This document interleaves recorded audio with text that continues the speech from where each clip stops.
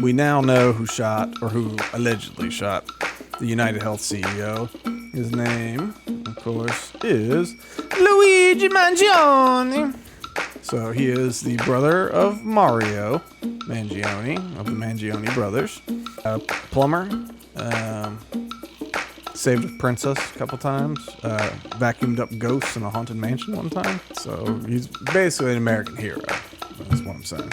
But no, Luigi Mangione is the name of the killer who shot, allegedly, the UnitedHealth CEO. After an intense 5-day manhunt that took police into multiple states, Mangione was arrested at McDonald's in Altoona, Pennsylvania, when a customer recognized him from surveillance photos. So in the backpack, he had a 3D printed pistol and a black silencer, which was also 3D printed. So we called it on the manufacturing, we just didn't get it right on the way he manufactured it.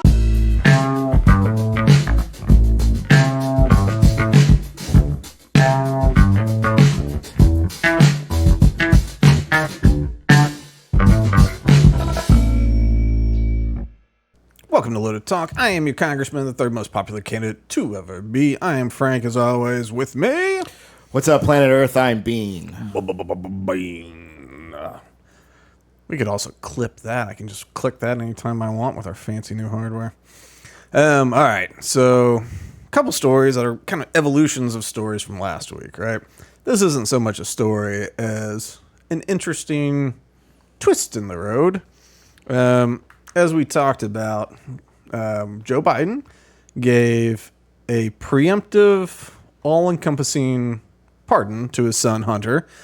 So it said, you're pardoned for everything that you've pled guilty to, everything that you've been charged with, and everything that you might get charged with that occurred during this 11-year period.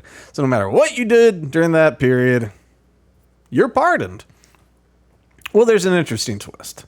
And I don't even know if we need the article. It's News Nation, which is stupid. But I mainly did this to remind me I wanted to talk about it. All right, so here's the deal. So he's pardoned, right? So he murdered someone 5 years ago, right? He can go to a police station and say, well, I guess it's for federal crimes. Say he federally murdered someone. I don't know. Say he started organized crime or something, multi-state crime, whatever. And so it's for federal crimes. So he did whatever. He didn't pay his taxes. He lied every year in his taxes. They haven't caught him yet. He can go to the IRS with police there and go, I lied every year on my taxes. And they go, oh no. And maybe they can still make him pay a fine, but nothing. He can't go to jail for it. If he goes, I'm not going to pay you. Well, that's an interesting one. That's a crime today. I'm overcomplicating my examples. Either way, he can just stand there and say, I did a federal crime, and no one can do anything about it, right? He's not going to get... if he gets arrested, they'll have to release him and apologize. He's been pardoned for it. He's been pardoned for any federal crime that occurred during this 11-year period. So, a little bit of twist, right? Like, he pled guilty to a couple of crimes, and Biden could have chosen these crimes that are already on the books to commute the sentence. Hey, you're free. You're free to go. You pled guilty. Proud of you, son. Taking responsibility. You don't need to go to jail for it. I commute your sentence. 0 days. You're good, right? So it still would have been guilty. On the books, guilty. And it would have been for those specific things. But instead, it's this blanket pardon. Open-ended. So, when you look at Burisma and the questions surrounding Burisma, where you go, okay, what did you do for Burisma? Was it a money laundering operation? And that's the thing. He could say, Burisma was basically me laundering taxpayer money into my own account and leveraging my father's reputation to get rich. So he can just say all that stuff. He can just confess it all. He's not going to go to jail for it. Ever. But 10% to the big guy. Okay? Who's the big guy? Oh, I plead the fifth. Well, you don't need the Fifth Amendment to protect you from self-incrimination. you can't be incriminated.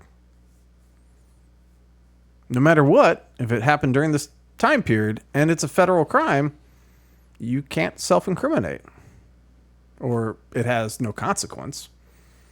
And I don't know if this has been fully tested, because I don't know how often this kind of thing occurs, But the protection against self-incrimination, well, now he's protected with a pardon. He doesn't need double the protection. So, like, if you're offered immunity, right? And you'd say you sign your immunity deal. So I've got immunity about your drug empire that you were running for years and years and years. So they come to you, Charlie, you got this immunity. You go, all right. And they go, we need you to testify about where you got your boatloads of cocaine and prostitutes and heroin from 2009 to 2012 when you ran your cocaine, heroin, and prostitute ring in St. Petersburg, Florida. That's all you know about? But anyway, so you sign your immunity deal. You have immunity. So now they go, hey, we need you to testify against this guy that has to do with it. And you go, nah, I don't want to. And you go, oh, well, you have to. You're compelled to testify.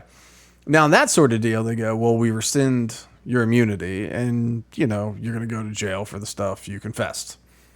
That kind of thing. Like, we rescind your immunity, now we can charge you and take you to court. But they can compel your testimony. With this, it's a little different.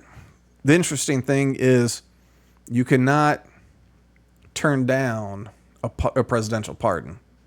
If Biden goes, I pardon Charlie for his hooker ring, and you go, I don't want it. I'm proud of it. It doesn't matter. As soon as he signs it, you're pardoned. Like, whether you like it or not, you're not going to stay in prison, Charlie. I know how much you like it in there. You got to go home. And you can't commit more crimes to get out of it. No. I mean, well, I guess since it was a closed time period that we're now outside of, now you could commit new crimes, but you couldn't confess to new crimes to get out of it. Yeah. Yeah. And so that's the question is, all right, so if there's a political will to look into it, which is probably not, but if there's a political will to look into it, can they compel him to testify against what 10% to the big guy means? Because it's not self-incrimination. It's your pops. It's pop. So this may have opened a door that did not have to be opened, where now Hunter could be compelled to testify against his father and uncle, else have a new charge of contempt, and that falls outside of it. Interesting. It's interesting, right? So I mean, I don't think there's a political will to do it necessarily, but it is a bit of fallout that it's a twist that I guess no one thought about, and it could make for something interesting. I love some good pettiness. Let's see what happens. Yeah, Gates is gone. If he was Attorney General, we could pretty much bet on the pettiness. Well, Marjorie Taylor Greene's still walking around over there being herself. All right. So that was a kind of a minor update. A more major one is we now know who shot, or who allegedly shot, the UnitedHealth CEO. His name, of course, is Luigi Mangione. So he is the brother of Mario Mangione, of the Mangione brothers. Plumber. Saved a princess a couple times. Vacuumed up ghosts in a haunted mansion one time. So he's basically an American hero. That's what I'm saying. But no, so Luigi Mangione is the name of the killer who shot, allegedly, the UnitedHealth CEO. Let me see where it talks about his arrest. So after an intense 5-day manhunt that took police into multiple states, Mangione was arrested at McDonald's in Altoona, Pennsylvania, when a customer recognized him from surveillance photos and alerted an employee of the fast food chain who called 911. This dude was eating with like a COVID mask, but you got to take it down to eat, I guess. Altoona police officers confronted Mangione, who was wearing a medical mask and sitting alone in the rear of McDonald's looking at a laptop. They wrote in a criminal complaint that when they asked Mangione whether he had recently been in New York City, the suspect became quiet and started to shake. Not a good poker face. And they asked him to pull down his mask. As soon as we asked him to pull it down, me and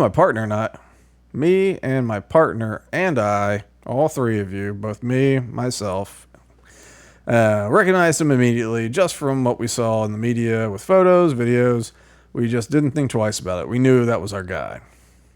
Good for you guys. He did it.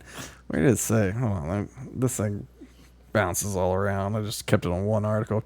All right, so in the backpack, he had a 3D printed pistol and a black silencer, which was also 3D printed.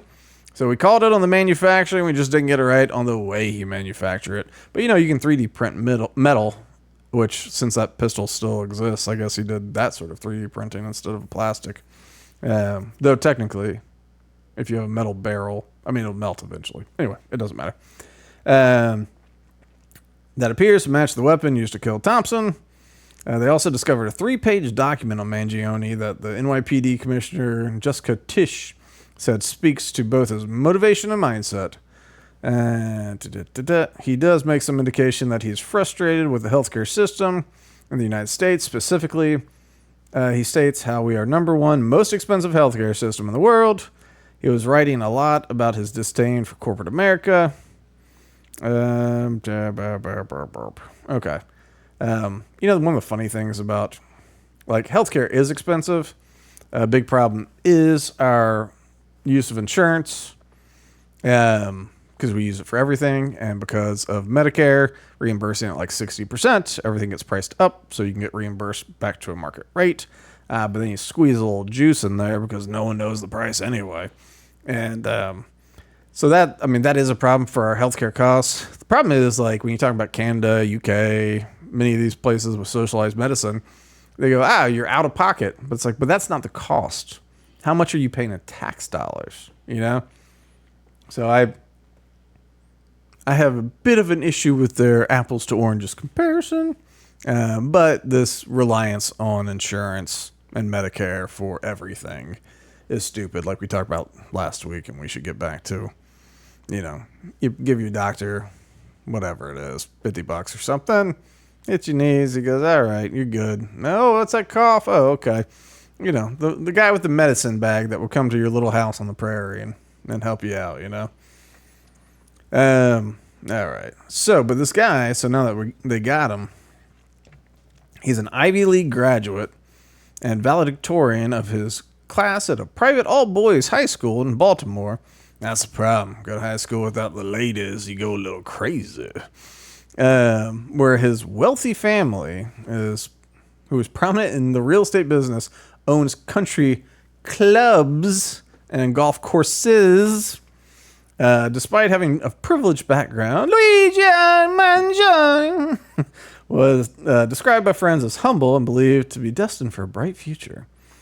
Until he shot the guy. He was not. Depends on your definition of bright future. A muzzle blast is pretty bright when the sun's not out. And so everyone's shocked by it. They say he's not a violent person. Yep.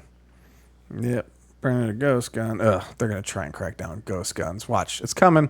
It's coming. Ghost guns are going to be cracked down. But the thing is, the Constitution doesn't say guns have to be manufactured by some big corporation. You should be allowed to manufacture your own. Register with a serial number. That is not in the Constitution. We have a right. Darn it. Serial number Ghost Gun 1. Yeah.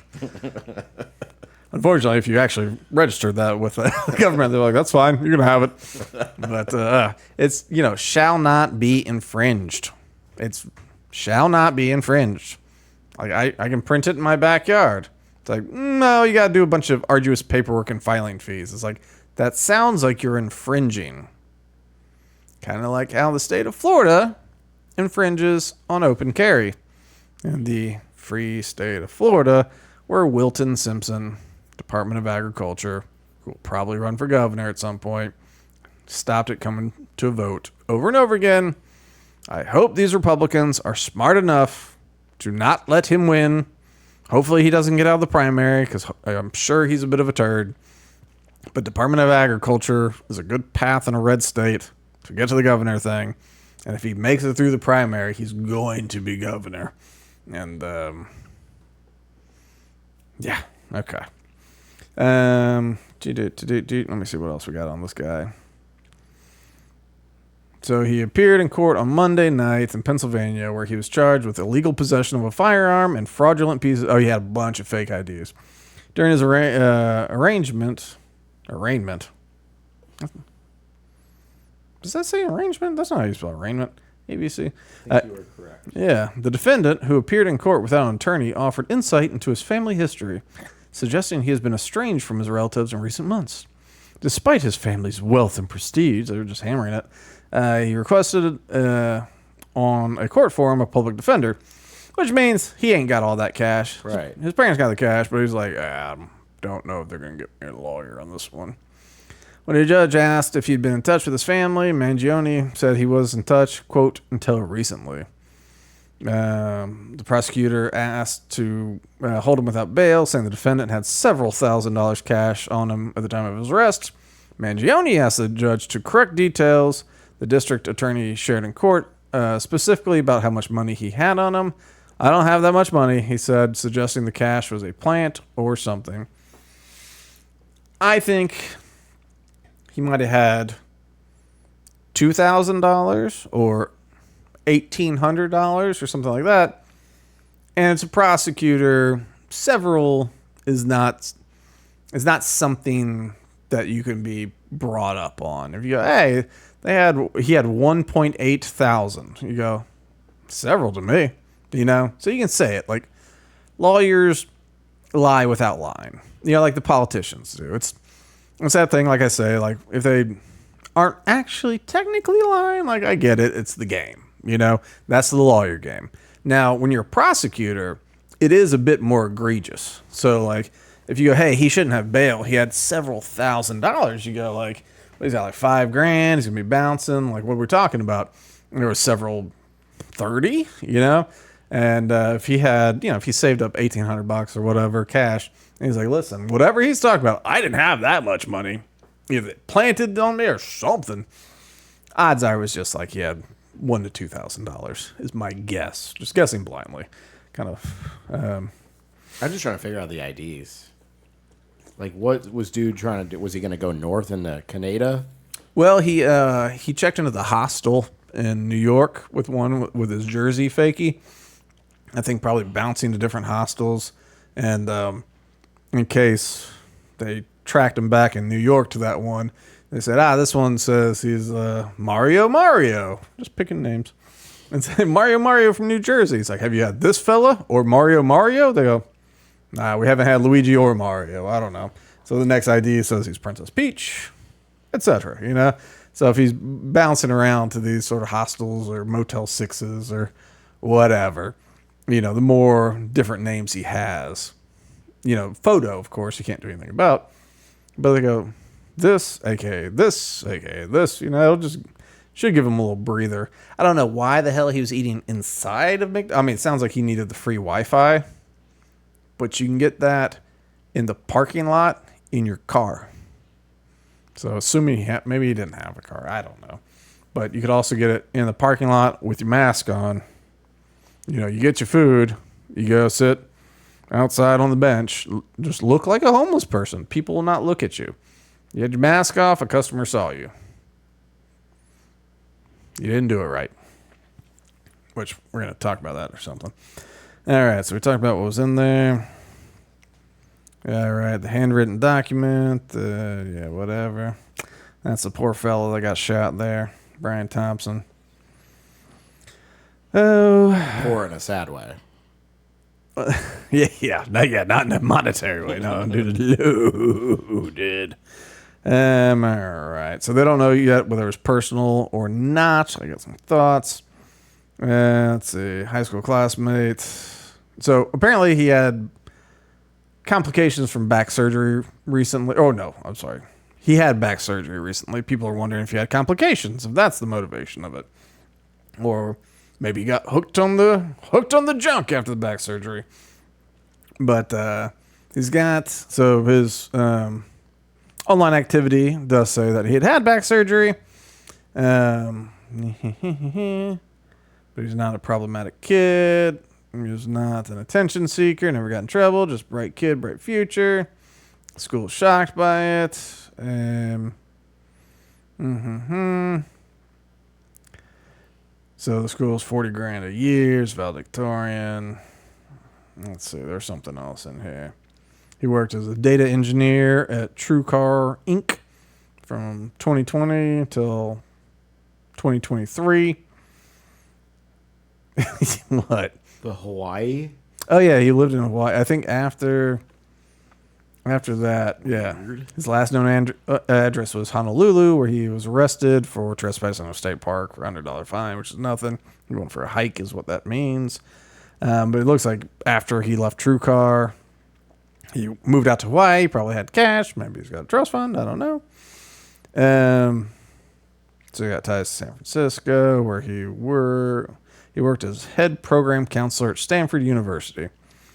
All right. So this friend who didn't want to be identified said that the Mangione family had been inquiring about his whereabouts for a while. I didn't hear anything about him until today. It really sucks. Where it says somewhere in here, maybe it's been 6 months or something. But basically, he just sort of dipped about 6 months ago. So he just 6 months ago, he just kind of ghosted his whole family and everybody. And the family was like, "Hey, it would be good to find him," you know. But they hadn't, because he was in some sort of, I don't know, central area. But let's say, okay. So he left a 4-star review on Ted Kaczynski's Industrial Society and Its Future, or more commonly known as the Unabomber Manifesto. In the review, Mangione described Kaczynski as a violent individual rightly imprisoned who maimed innocent people. While these actions tend to be characterized as those of a crazy Luddite, however, they are more accurately seen as those of an extreme political revolutionary. All right. So, yeah, that's that. So, he clearly has some anti-modern society feelings. Like, anybody that's read the Unabomber stuff, I mean, there's a lot of things there where you kind of start nodding along and go, yeah. But he was ahead of the curve, you know, when he wrote it. People were like, computers don't even work that way, you know? But, like, now you look, there's some things people go, oh, yeah, I mean, that's a problem. You know, you do that a lot during it, unfortunately. You don't say, we should send packages to people. But you go, yeah, no, your diagnosis I do tend to agree with. It's your solution that I have qualms with. So, like, he had that. He was a nice kid, rich kid, very rich kid. They own multiple golf courses, okay, in the Baltimore area. So, you know, Maryland, which is not far from D.C., but to own multiple golf courses, multiple country clubs, I mean, dude's like rich, you know? Buffy. They have a nice real estate portfolio. I mean, like if you, like, don't get me wrong, I want a real estate portfolio. It's like, do I think that at any point before I pass my portfolio will have more than one country club in it? Like, that's old money stuff, right there. It's one of those things where it's like, I don't even know how to get there, you know? And if I had that much cash, if I'd want to spend it on a country club, because, you know, I don't know if they cash flow as well as people think they do. Like, if you're on the corporate end of it, I don't know. I mean, if you got a Mar-a-Lago, but even then, I mean, they pay a lot. They pay a lot to be there. But, all right, fine, Charlie. I'm going to get a country club. Sweet. All right. No Jews. All right. That's fine. Have you heard the clip of No loans. Have you heard the clip of Bill Clinton when there's that rap? They call it the Sister Soldier moment. He gave this good speech about racial unity and also without dismissing, the past and all this kind of stuff. But like it was like not dismissing past things in America while saying we should be unified and all together. It was a big speech. It really helped move his career, But he starts off being like, recently I've been criticized for golfing at a golf course that doesn't allow black players. And that I was right to be criticized. And like hearing that, you go, wait a second. He's president in 1992? They had no black people out on golf courses or in country clubs in 1992? That is weird. Right? I thought we were way past that. Yeah, I didn't know you could legally do that. And like maybe they skirted it by not saying you weren't allowed, but just not accepting one single black member. But yeah, that seems late. It seems late. All right, so this kid's super rich, valedictorian, Ivy Leaguer, worked in corporate America. Doesn't like corporate America, disappeared for 6 months without his family knowing his whereabouts. Obviously part of it was, well, no, that was late 2023. So they knew about him being in Hawaii. So, I don't know. What you got any thoughts on this fella? I mean, he clearly spent some money on a 3D printer. Yeah, that he did. And he's obviously smart, so it seems like he taught himself how to do that very quickly. Yeah, it does seem like he has access to some family money. To move out to Hawaii after you leave your job, to have a very nice 3D printer that looks like it might be one for the alloys, not just the plastic. That's interesting.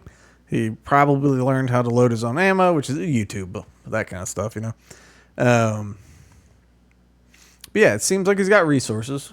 He's definitely intelligent. He would have had to purchase material, too. Yeah, but you can, 3D printer material. You can there's lots of websites for that kind of stuff. And there's lots of great websites where you can get plans to 3D print a gun. We should all do it. Theoretically, if that's not illegal to say. I'm just saying. I still think there's something in 3D printing. We might not be there yet, but there's something could be industrial revolution in impact. I don't think we're there yet. Maybe it needs to get cheaper, but like we're suddenly baubles you buy from China, you don't need to buy them anymore. But even metal stuff, you need a part for a car printed up. In the zombie apocalypse, I think having a nice solar powered 3D printer and schematics for pre-computer vehicles might be something useful to have, The space station has one on it.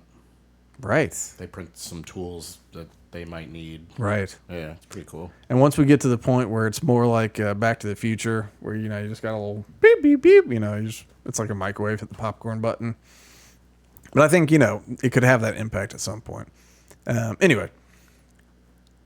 Yeah, you're right. So he did have the money to buy that kind of stuff and to survive, generally speaking. Like, he wasn't getting evicted. Like, the only crime he's committed before this was walking in a state park when he wasn't supposed to, which that's called going for a hike after hours or something.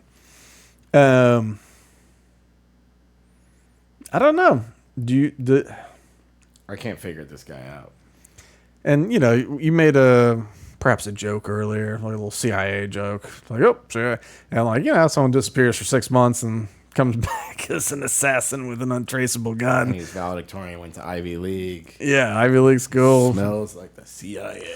Yeah, he's got a suppressor. He's got a untraceable suppressor, untraceable pistol, bag full of fake IDs, a stack of cash of whatever amount. And, it does smell intelligency, a little MK Ultra E. It does have that sort of smell to it. He got decently far away on his own. Yeah, I'd have to search to see exactly what it was, but I don't know if he was driving on his own, if he was taking buses. The COVID mask thing definitely helps these days, where you just keep that thing on and no one can see your face. It helps with facial scans too, I'm sure. It's weird that I think if he really was an asset, he wouldn't have gone to Starbucks without without a COVID mask on. Because, it's New York. If you order with a COVID mask, you'll be all right.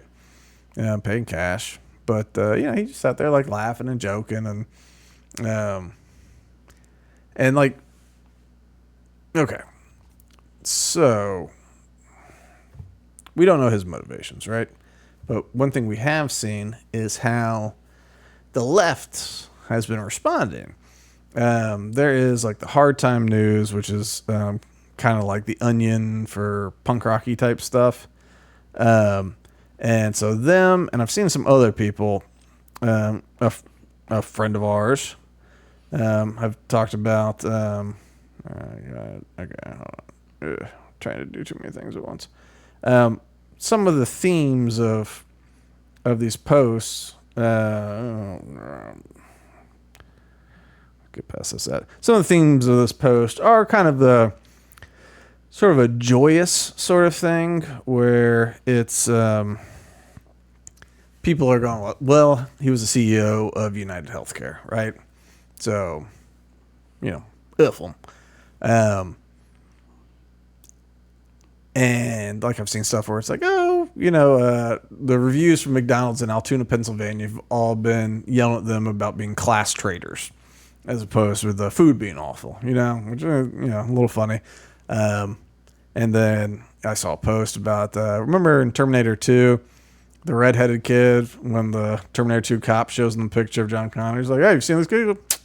Never seen him. I don't know. And then walks on. So it was like, the entire country right now going, I don't know who that is.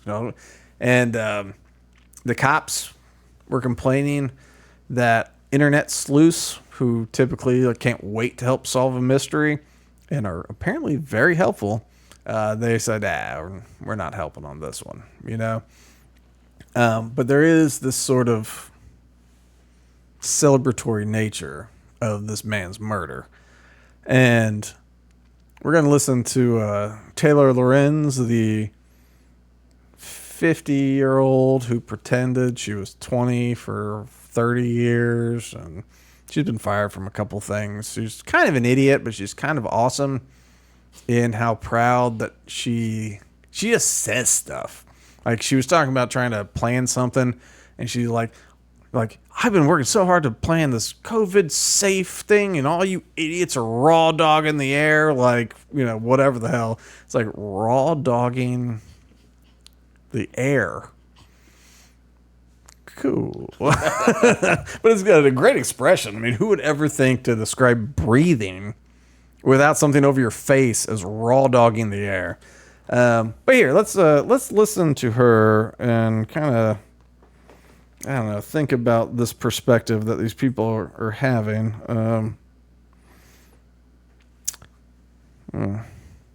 Yep, I muted it. That big guy's on top of him, and he has physical control. He's of wrapping whole up subway watching. something else. He could have stopped choking him. That's all I'm saying. Listen. Obviously, he choked him for too long, or the guy would still be alive. It's whether he did this deliberately, and obviously he didn't. So let's just agree on those two facts. We would disagree. Let's move to the Piers other Morgan. story, because Taylor's been waiting patiently here. So there's Taylor this issue of Lorenz. Brian Thompson, one of the top healthcare executives Brunette. in the country. According to some of the bios, she's under 30. Your first reaction would be to his cold-blooded execution. And people wonder why we want these executives dead. And then you later commented when people were giving you a lot of blowback, I'm not alone, you said. Healthcare executive down with party balloons was on a next post that you commented on. Why would you be in such a celebratory mood about the execution of another human being? Aren't you supposed to be on the caring, sharing left where you believe in the sanctity of life? What say you?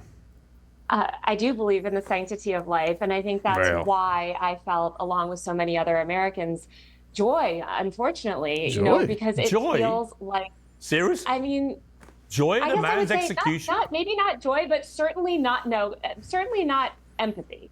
Because again, We're this is a watching man the responsible footage. for How can this make you joyful? This guy's a so husband, he's a like father, millions, and he's being and so gunned are down in the middle of Manhattan. so are Why the does that tens make of you thousands of joyful? Americans that he murdered. So are the tens of thousands of Americans, innocent Americans, who Not died gonna change because anything.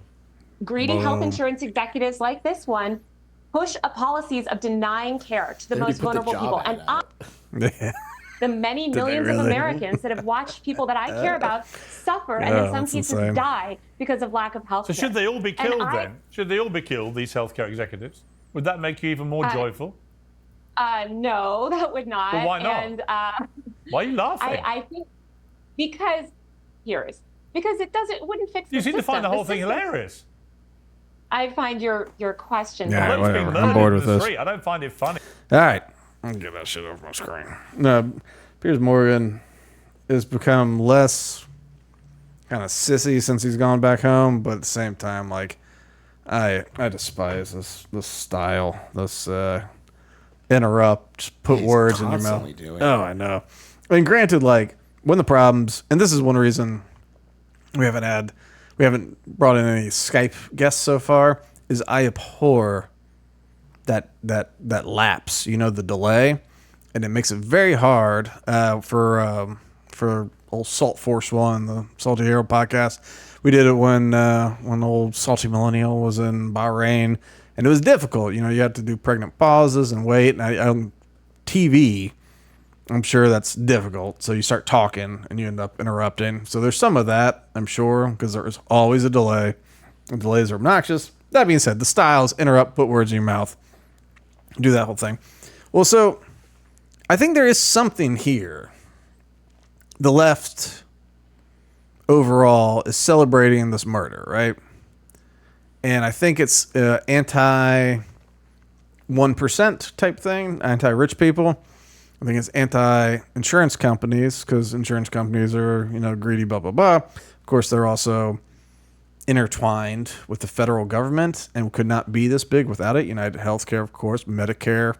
They're heavily involved with Medicare. That's one of their products. So without the federal government, they would not be what they are today.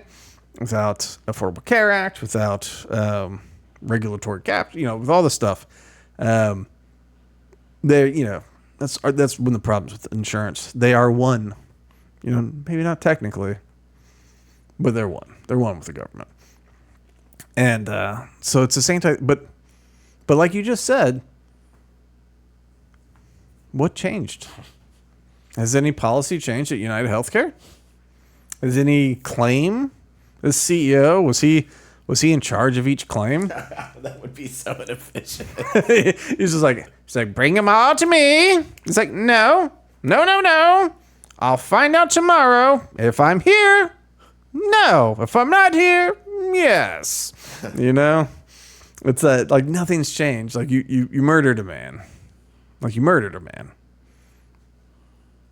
And you didn't take out an industry.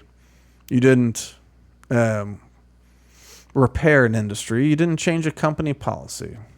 You literally murdered a man. So this guy that did it, I think he's captured a little bit with this sort of, for lack of a better word, leftist mindset.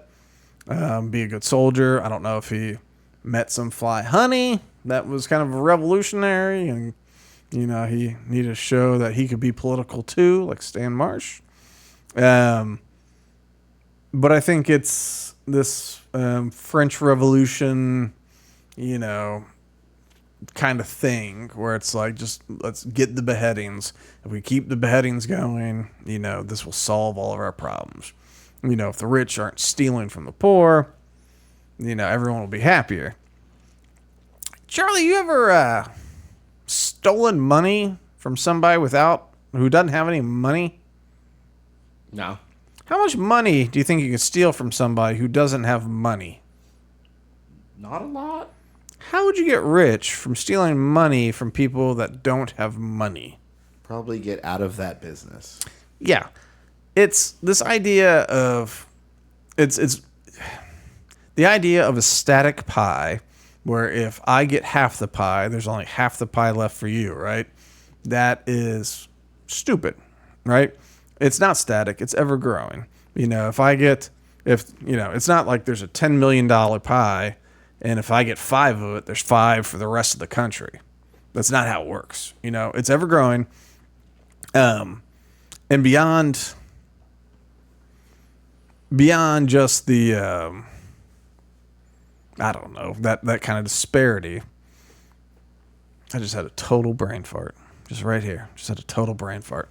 but no, like, so, what the hell was I just talking about?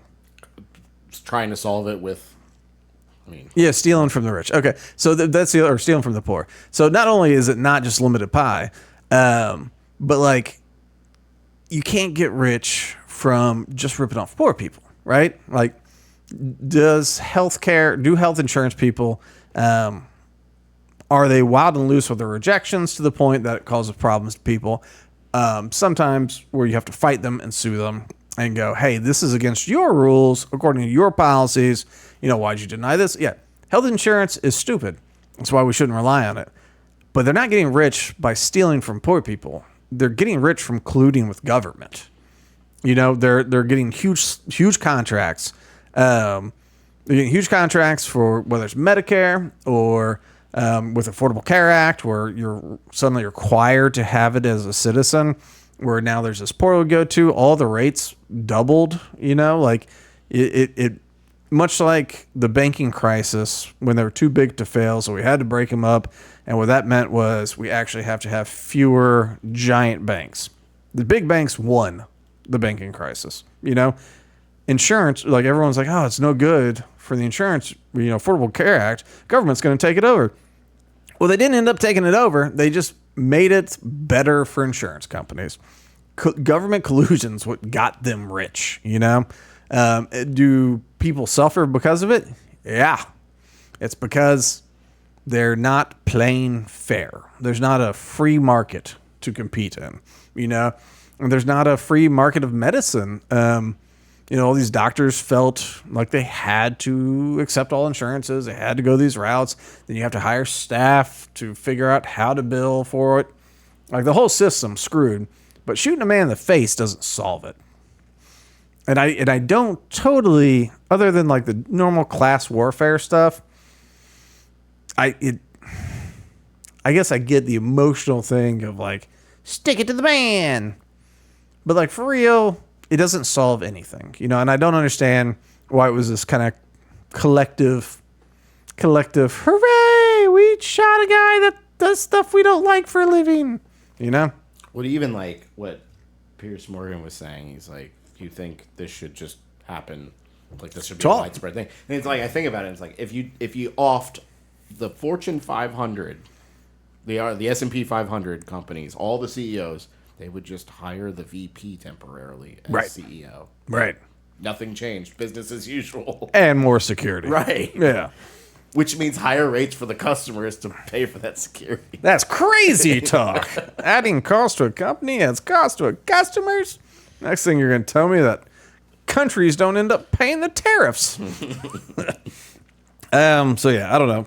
We'll find out more about this kid, but I have a feeling it's going to be something pretty whack, you know, some sort of, I don't know, just a anti-corporate kind of thing. You know, it's a income inequality thing. You think it's going to be painted? Like, it's going to be, like, jazzed up? I mean, it depends on what he says.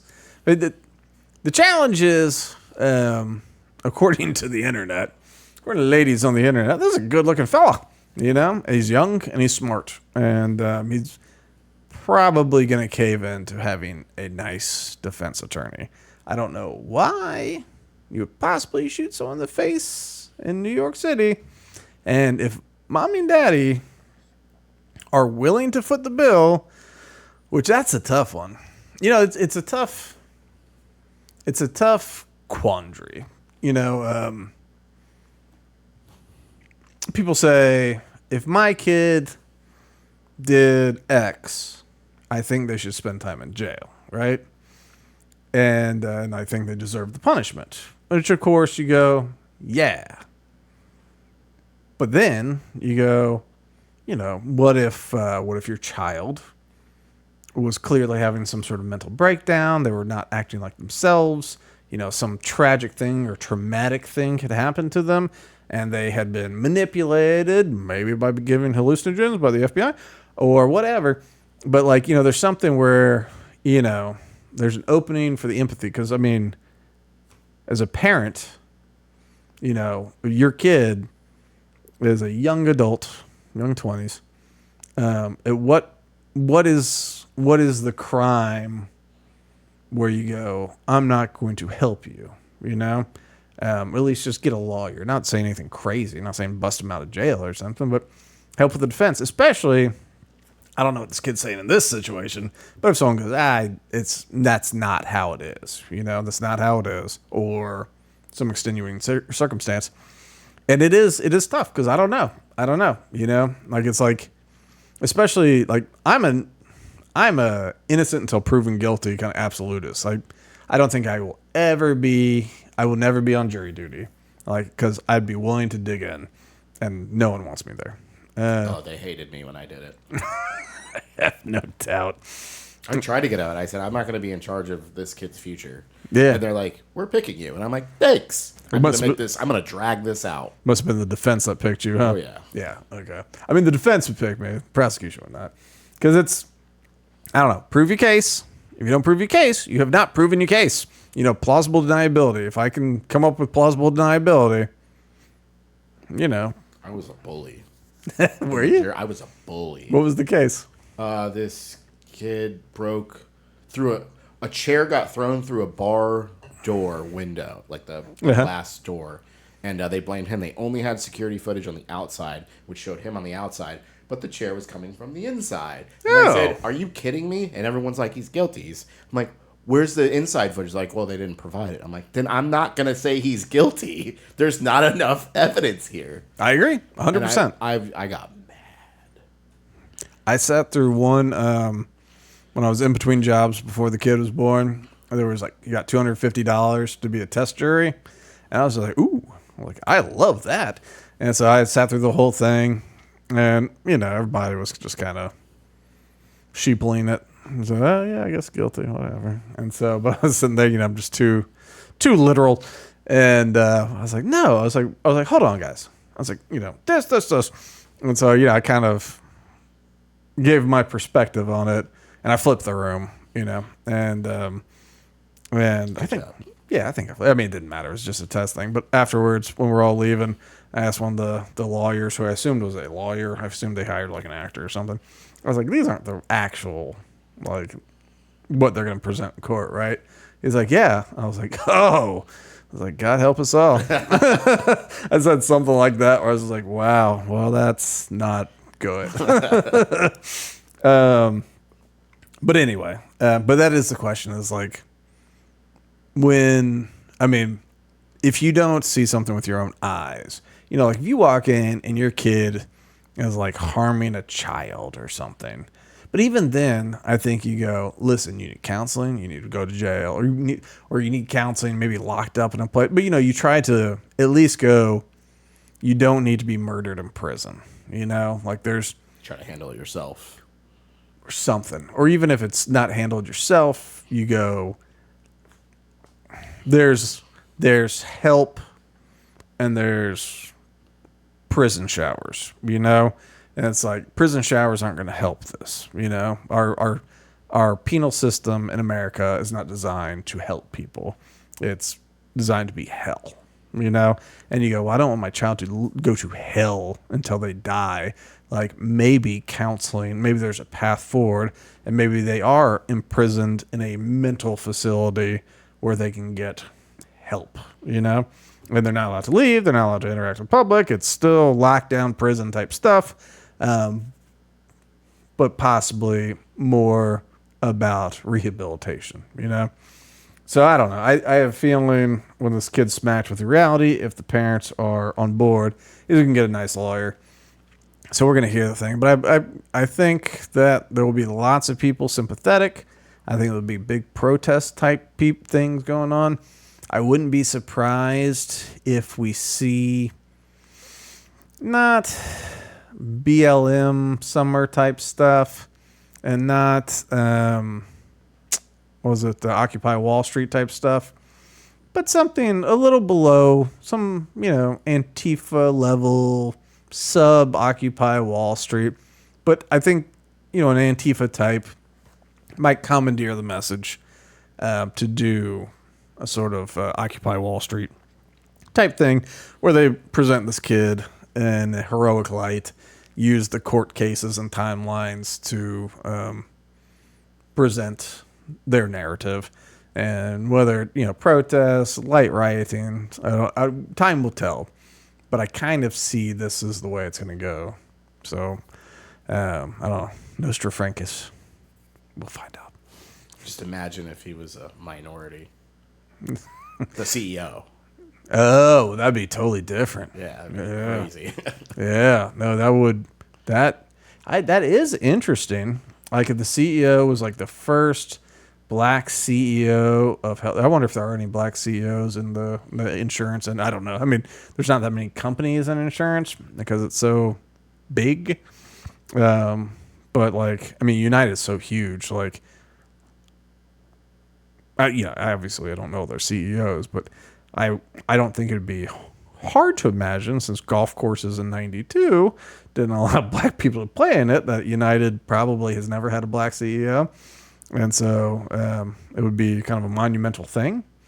And if he was black, I do wonder if it would be considered the same, or if it'd be like, hey, I don't know. That's would the against the man story be kind of in the shadows? I wonder, yeah, because that's the thing. Like, if he's the sole, and once again, I don't know the CEOs of the insurance industry, but if he was like he was the sole United, the black CEO, the sole one in their history, one of the only or one of the few in the health insurance industry, even if he had the identical policies, if you could say how this guy's the oppressor or not, I wonder if he would have taken the shot, especially in the leftist kind of spectrum. I didn't even think about going that far with it. Yeah. Well, because if you look at it in that the grievance hierarchy kind of way, and if this is coming from sort of that leftist perspective of income inequality and all that kind of stuff, yeah, I bet you the shot's not even taken. So, minority CEOs are safe. I would think that their value just went up. I would just say, like, I don't know, if you're a black dude, a brown dude, I'd start applying for CEO jobs. If you're a middling vice president, just do the Raheem Morris, okay? Raheem Morris was the secondary coach for the Tampa Bay Buccaneers. He's currently the head coach of the Falcons. By the time, he was a secondary coach. He'd done some college stuff, did a little bit of coordinator at somewhere in college. And he's here. Gruden was the head coach. Monty Kiffin leaves to go to Tennessee with his son. Raheem Morris gets promoted to defensive coordinator. The entire Buccaneers community applauded. They said, he's great. He deserves it. He's earned it. Okay? A couple of weeks later, they fire Gruden. And they go, you're now the head coach. He never spent one day as a coordinator in the NFL. And suddenly he's the head coach, And so he leapfrogged, and he was a failure. Gross, horrible, horrible failure. Years and years of failure. He was so bad, they brought in Greg Schiano because he was a discipline guy that ran things like a drill sergeant because Raheem was so loosey-goosey that the whole organization was falling apart. He went back to being a coordinator, spent some years as a coordinator, got a head coaching opportunity. I think he'll be better in Atlanta. Screw the Falcons. But I think this time he's actually earned his way up, and he's got the age and perspective to do it. But I'm saying, I think right now there might be an opportunity, black or brown or whatever. Like maybe start hopping some white dudes and be like, hey, they probably won't shoot this guy. That should be at the top of their resume. Yeah. Won't get shot. Yeah, it's just it's like the name Hakeem Jefferson won't get shot by a leftist. It's too close to Hakeem Jeffries. All right, so that's I guess that's more than an update, but that is I guess sort of the breaking stuff going on. Another giant thing going on in the world right now is of course Syria. So there are rebels in Syria who have marched and they have taken over the country. And Bashar Assad, is no longer there. He went to meet in Moscow. Have you already switched over? Mm-hmm. Okay, don't worry about it. He went to meet in Moscow around the time that stuff was going down. And I think we don't officially know where he is, but he's hiding in Moscow. Basically, the rebels made it. You know, they took over everything. They replaced the Syrian flag with the original Syrian flag, which is an odd one. It's a Syrian independence flag.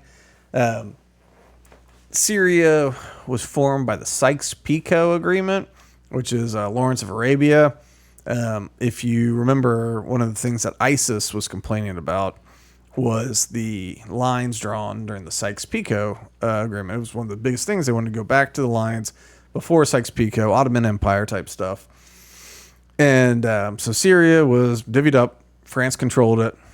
And they said, at some point, once you get established, we're going to leave, And so the flag that they are flying, it's just basically one star different, one color different. It's almost the same damn thing. It was the Syrian freedom flag where they were still kind of being colonized by France. It's an odd choice. But here's the crazier part is, actually, let me see where it is. If it's this article or the other one. Hold on. Okay, hold on. Yeah, we're going to do this one. Okay, so Assad leaves, and so now the rebels are taking over. So Biden says, that there's some bad folks, but it's probably a good thing. So this is as of, I guess yesterday, the U.S. launches massive airstrikes against ISIS in Syria after Assad regime falls. So U.S. military jets launched massive airstrikes Sunday night against ISIS positions in Syria after Assad regime falls, hoping to keep the terrorist group from advancing across the country or conducting attacks against the West. CENTCOM said more than 75 precision strikes targeted camps and terror operatives and were conducted as part of an ongoing mission to disrupt, degrade, and defeat ISIS. CENTCOM says it wanted to prevent the terrorist group from conducting external operations and to ensure that ISIS does not seek to take advantage of the current situation to reconstitute in central Syria. And no indications of civilian casualties, I'm sure. The precision, Frank. Yeah. There should be no doubt we will not allow ISIS to reconstitute and take advantage of the current situation of Syria, says old Salty's former boss. All organizations in Syria should know. This dude apparently is not a man you should take lightly. Organizations in Syria should know that we will hold them accountable if they partner with or support ISIS in any way. Okay. So, as I was saying, it's weird to me that the rebels were flying this flag that celebrating freedom and the country of Syria, which was formed by the French and the UK through the Sykes-Picot Agreement. So very much a Western established boundary. Well, ISIS, which the S in ISIS stood for Syria. That's why at some point they became ISIL, or it was Levant instead of Syria. And so we're bombing to make sure they don't take over, right? Because we're backing the rebels, I guess. And the rebels, you know what group the rebels are with? Al-Qaeda. Oh, perfect. Yeah. Sounds familiar. So yeah, we want Al-Qaeda to win against ISIS. So Al Qaeda is the group that Bill Clinton gave weapons to, I believe. Well, he definitely didn't arrest Osama bin Laden when he could have. And they did that one thing. Oh, 9/11. So, yeah, we got into a 20-year war over Al Qaeda, and then eventually ISIS popped up, and they go, hey, we're fighting those guys now. And we go, hey, just as always, we've been fighting those guys. So we're going to stop them. You go, okay. And we're stopping them for the good guys. Like, yes, we call them Al Qaeda. You go, So somehow we're the air support for Al Qaeda against ISIS in Syria. Now, one bright light, Mr. Donald J. Trump. But no, for real. So as this stuff's going on, before they took it, immediately after they took it, before the airstrike. So Donald Trump was saying we should not get involved, which is nice. That's about that. So he's trying to encourage. Russia's been a big backer of Syria. Back in the Obama years, there's a red line in the sand. Obama said, if they do this, that's a bright red line. We're going to do whatever. They did that, and we didn't do anything. And so Russia came in, and they're like, we'll take care of it. We drive an automobile, we come down, we take care of it. that was pretty good. Thank you. I drive automobile. But anyway, so they came in and they kind of settled stuff down. It was like, oh, look at Russia being a leader in the region. And so they've been there for a while. But they're occupied with Ukraine, so Trump was saying we should end that. Too many lives being so needlessly wasted, too many families destroyed. And if it keeps going, it can turn to something bigger. And far worse, I know Vladimir well, this is time to act. China can help. The world is waiting. So that's Trump saying, let's end the Ukraine thing. But also, he was saying that we should not be involved in Syria. Let's see if this is the quote. Oh, here was Biden's quote. Make no mistake, some of the rebel groups that took down Assad have their own grim record of terrorism and human rights abuses like 9/11. The record like 9/11. Like the war on terror. 20 years of war. Okay. We've taken note of statements by leaders of these rebel groups in recent days.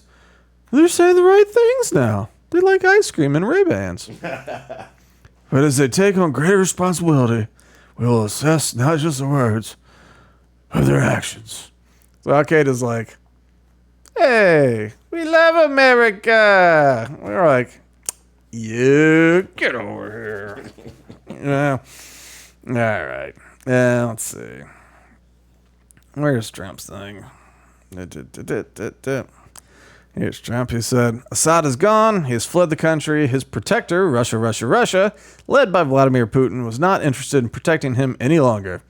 There was no reason for Russia to be there in the first place. They lost all interest in Syria because of Ukraine. At some point, he said the only reason they were there was to embarrass Barack Obama, which, fact check, true. They basically were just like, hey, well, not just Obama, but the United States. They're like, United States made a promise. I guess they're not going to do it. We'll just come in here and clean up the mess that America's afraid to do. And they did that, and it was embarrassing. So they lost all interest in Syria because of Ukraine, where close to 600,000 Russian soldiers lay wounded or dead in a war that should have never started and could go on forever. Yeah, Russia and Iran are in a weakened state right now because of Ukraine and a bad economy, and the other because of Israel and its fighting success.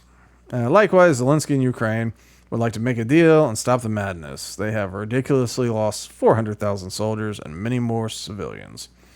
So, according to Trump's numbers, 600,000 Russian soldiers, 400,000 Ukrainian soldiers. I lost, what the hell? I know it's an ad for glowing skin and beautiful hair. It was hiding in my pillowcase. Oops. I don't know. Why don't you get this off the screen? There we go. Bloop. All right, let me see if there's anything else to it. And bam. Okay. Nope, not really. So Syria has been toppled. one of the interesting things is there's a callback to the Obama years when all the Syria stuff was kicking off. One Tulsi Gabbard, Democratic Congresswoman out of Hawaii, was like, we do not need to go to war in Syria. They do not pose any immediate or direct threat to the United States.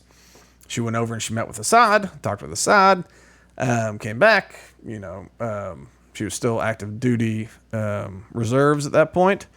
And people like Hillary Clinton and even some people on the right accused her of being either a Russian asset or a Syrian asset. Recently, John Bolton, the mustache, the Republican former CIA, whatever the hell he was, maybe not CIA, what was he? Anyway, the warmonger, who, thinks he's the smartest guy in the room when it comes to foreign policy, when all he's done is like a neocon path to global dominance, kill everybody until they, the beatings will continue until morale improves type of guy. But he, once again, floated that line out again. That Tulsi Gabbard, he wouldn't be surprised if once, the good guys on the ground, the Al-Qaeda, start going through all their different files, if we don't find out Tulsi's a Syrian employee or a Syrian asset. And it's, he said he was giving her grief for saying back in the Obama years that they do not pose an immediate or direct threat to us, right? He says, she was wrong.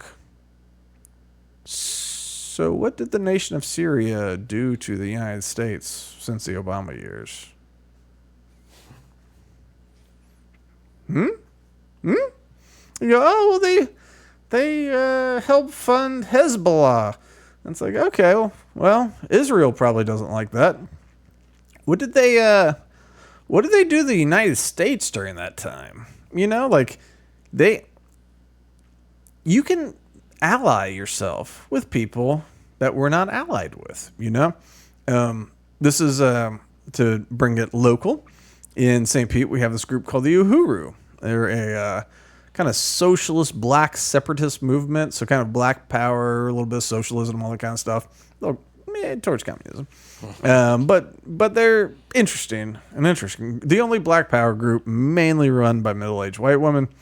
But they had this thing that go on where they were talking to this Russian. He's a member of the Russian government, I believe. I think maybe Russian intelligence. And so, Russian intelligence looks for American groups that are not happy with America and all that kind of stuff. And so someone from Uhuru was talking to this Ruski, right? And so Uhuru people were just like, yeah, we like your style. And they're like, hey, why don't you come over? And I think he was already in America. I said, yeah, come on by, check stuff out. So they talked to him. We're like, yeah, we agree with you. Like, like communism and stuff. And America sucks. And then one of their leaders went over to Russia to meet with the guy and whoever he introduced him to. And he's like, yeah, America sucks, And so they get home, and at some point they get raided by the FBI right around the corner. I actually drive past the place pretty regularly. And now they've got a court case coming up about it. But the question is freedom of speech. Now, I don't support the Russians, and I don't actually support the Uhuru either. I think both of them are wrong. But as an American citizen, do you have a right to say, I think our government is doing it wrong, and I think someone else does it better or has better ideas? That's not treason. Now, if you come up in arms and try to topple the government, treason, and you can, as a federal government, go, hey, kick that Ruski out, That's a foreign national trying to cause problems, stir people up. All right, kick them out. But these American citizens, I don't think they did anything wrong. They ally with people that we do not agree with, but they have a right to peacefully assemble. They have a right to speech, which is kind of funny because they're against a lot of the American principles, but they're kind of going back to it for their defense. But still, the point is, a foreign nation picking an ally who's not our ally, maybe that we don't like, is not the same as being evil. Like, yeah, Hezbollah and Hamas, like those groups do bad stuff. They're bad. I think you could argue they're evil. They do terrorist kind of things. But still, if you go, in this region of the world that is not our region, and there's a tension between actually, let's even take Israel out of it, right? Kurds, Sunnis, Shiites, right? And of course, for the U.S., we back some in some countries, some in the other. Like we back them all, which is what we do.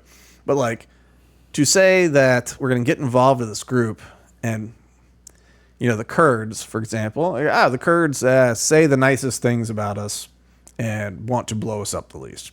We back the Kurds.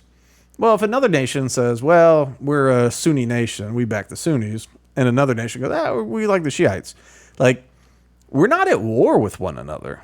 That's just a thing we have to navigate, And so, like, Syria, they probably worked with Iran to help fund Hezbollah and probably Hamas.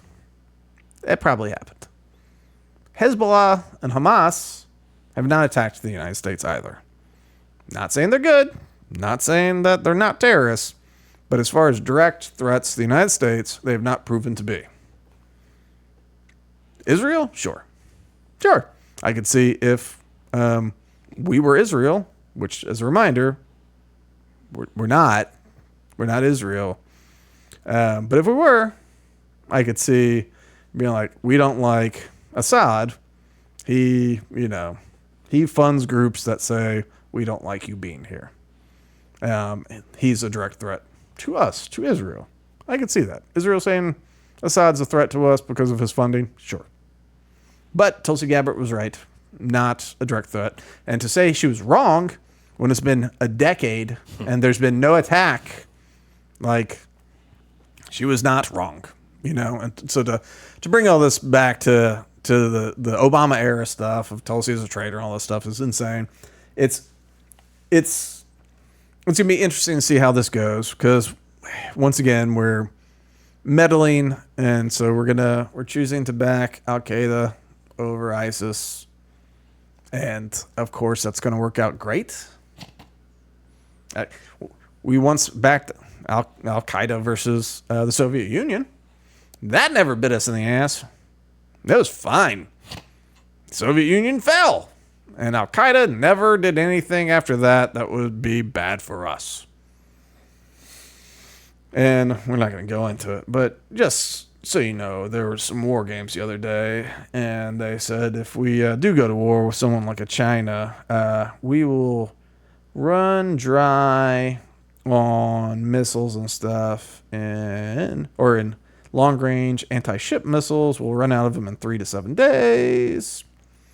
We'll run out of long-range cruise missiles in a week. And there's some other ones within a couple months. Maybe we should stop giving them away. What? I'm telling you, like a year ago when General Dynamics or who it was came and talked to like this local organization I'm involved with, and they were talking about normal artillery munitions, which is not the way we fight normal, most of our wars. We were down at levels where it would take us a decade to catch back up to basically battle readiness. And that was if we had stopped a year ago. We did not stop a year ago.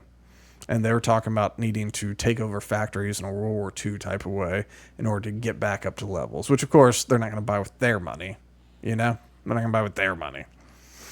All right, so I think that's going to do it for the week. Please like and subscribe, and Rumble's paying us that big money, so watch us on that Rumble. But tell your friends, we got the Instagram account now at Loaded Talk Show. I think it's the same thing as Twitter. So yeah, check it all out. We've got things out there. It's helpful to add the alerts and all that. What you got till next week there, Chuckles? This is fine. This is fine. Don't shoot CEOs or anyone else. We mean it.